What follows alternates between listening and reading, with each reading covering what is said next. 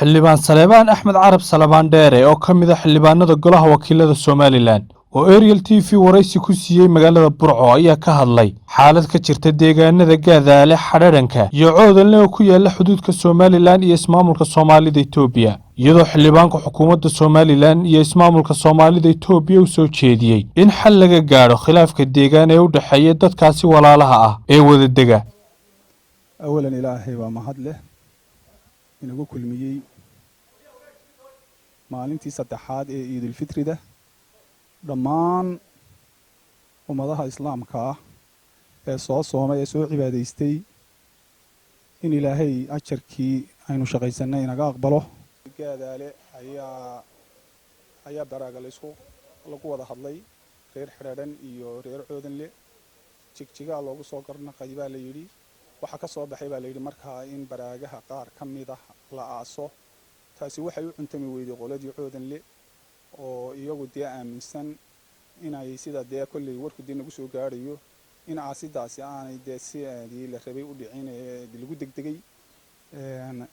reer Xadhaadhan iyo reer Coodanle waa dad walaalo ah, waa labada magaalo ee isugu dhow wax 10 kilomitir ama ka yar bay isu jiraan.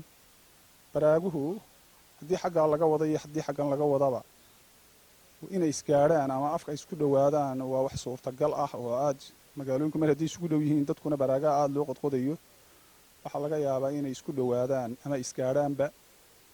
waxaan hubaado ku garaadsaday inay yihiin dad isjecel eheliso ah aan kala maarmin. waa dad marka hogoli meel ka daado isu taga tii ugu dambeysay ee iminka daaday markay xagga Xadhaadhanka ay ka daaday dee nin waliba wixii u gaadhayay ee xoolaa uu gaarsiiyey hogashaasaan lagu kala maarmayn wixii kalena hadalkeeda badaa. marka waxaan ugu baaqayaa in si qabow oo ehelnimo ah oo aad looga fiirsado. codad badan baan Xadhaadhan iyo Buuhoodle iyo Qudhac-Dhalaan iyo meesha la yidhaahdo Bali Reer Maxamed ba ka helay dhexgalka iyo wax wada qabsiga iyo isfahanka ayaa horumarku maanta ku xidhan yahay.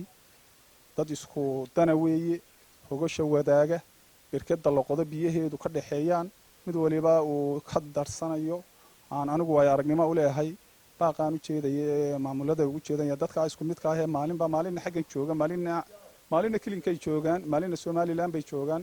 waa dad aan kala qaybsanayn oo isku dada oo isku nooc ah oo aan qolo gaar u sheegan karayn. sidaa daraadeed mar haddii aynka tahay in taladeeda iyo ammaankeeda iyo horumarkeeda iyo wadalaha iyo waxay wada leeyihiinba maamuladuna u ilaaliyaan oo ka wada hadlaan oo wixii soo kordha si midaysan oo habaysan uga wada hadlaan baan iyagana ku boorinayaa. xildhibaan Saleebaan Axmed Carab ayaa soo jeediyay qorshayaal lagaga gaashaaman karo abaaraha soo noqnoqday ee dalka waxaana uu mahadnaqay cid kastoo ka qayb qaadatay gurmadkii lagu samata bixinayay dadkii ay saameeyeen abaartu ee gobolada bariga Somaliland. ilaahay baa mahad leh. abaar dheer oo soo jiitantay oo waqti badan qaadatay kadib nimcooyinkiisii nagu manaystay roob baraka qaba oo dhulkii iminka badankiisii gaadhay oo saakada aad u da'aya in ilaahay inoo barakeeyo. abaar dheer baa waddanka soo martay 7 bilood in ka badan ama ku dhow ayay socotay. intii ka qayb qaadatay ee ugu horeyso dawladda oo qorshe wanaagsan iyo nidaam wanaagsan ka gashay aad baan ugu mahad celinayaa. guddidii samata bixinta gurmadka abaaraha ee madaxweyne ku-xigeenku hogaaminayay aad waqtigooda ugu iyo dadaalkooda u marinayay wixii ay hayaan ee marba soo gaara ee ay hayeen gacanta ku hayeen inay gaarsiiyaan sida loogu kala daran yahay ee dadaalka badan u geliyay mahad gaar baan u celinayaa. dee markii abaartu bilowday ee bilaabantay baaq baanu jeedinay haddaanu nahay golaha wakiilada hal iyo jamacba waanu u jeedinay. baaqayagiina dee waa la ajiibay oo waa laga howlgalay. taasaa kaliftay markaa inaanu u mahad celino wax allaale wixii dadkii ka qayb qaatay ee baaqayaga ajiibay ee ay dawladdu ugu horeyso ee ay ku jirto hay-adaha maxalliga ah iyo kuwa internationalka aba inta kale ee tijaarta qurba jooga muxsiniinta meel kasta ay joogaan qaybihii kala duwan intaan sheegay intaanan sheeginba intii ka qayb qaadatay abaartaas waa u mahad celinaynaa. ilaahay waxaanu uga baryaynaa meeshay ka soo saareen in ilaahay miisaanadkooda xasanaadka ugu daro qof kasta oo ka qayb qaatay abaarta. abaaru way nagu soo noqnoqdeen.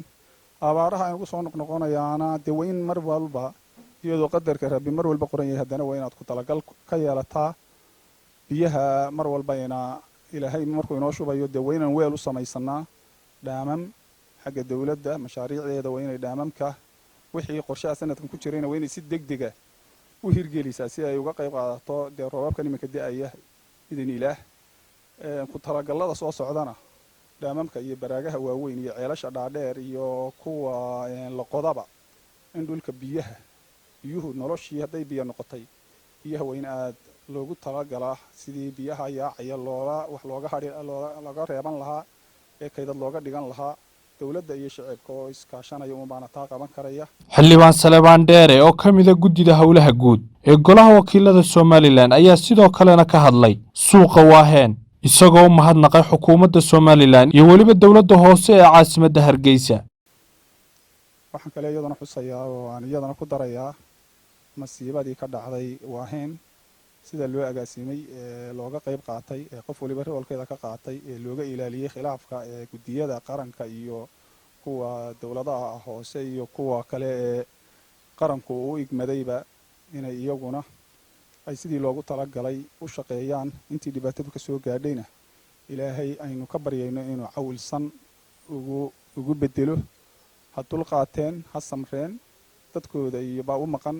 annaguna haddaanu golo wakiilana ahaan ku meteli doonno inaan roolka ayaga ka qaadano hagidda iyo marintargaraynta iyo ilaalinta in habku sidii loogu talagalay u socdo.